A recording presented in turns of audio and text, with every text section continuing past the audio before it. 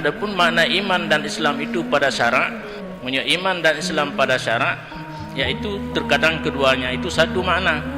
Menyebab pandangan agama antara Islam dan iman itu mutabah, seperti firman Allah Ta'ala, fa akhrajna man kana fiha minal mu'minina wa ma wajadna fiha ghaira baitin minal muslimin. Artinya, maka kami keluarkan akan seorang yang ada di dalamnya itu daripada mukmin, maka tiada kami dapat di dalamnya seorang yang lain daripada satu rumah daripada muslimin.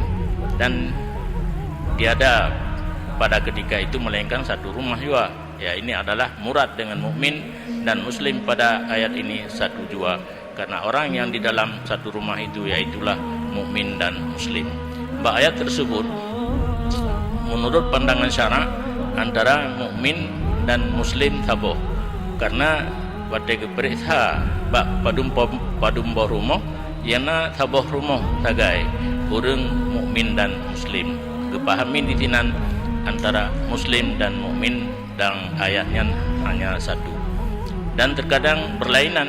Naci kadang-kadang antara mukmin dan muslim lain makna iman dan Islam itu seperti firman Allah Ta'ala, qalatil a'rabu amanna qul lam tu'minu walakin qulu aslamna. Artinya telah berkata beberapa orang Arab, telah percaya kami, maka kata olehmu tiada kamu percaya, dan tetapi kata olehmu kami Islam.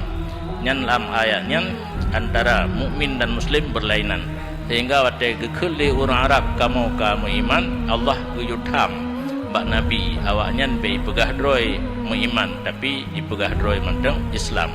Yang hinan Islam dan iman mulain. Dan kata Imam Ghazali rahimahullah ta'ala, wa maknahu istaslamna fi zahir. Makna kamu Islam, kamu tunduk dan patuh pada zahir.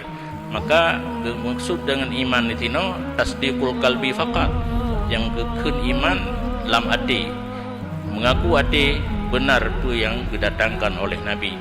Dan maksud dengan Islam tunduk dan patuh secara zahir dengan lidah dan anggota. Yang hinan berbeda antara mukmin dan muslim.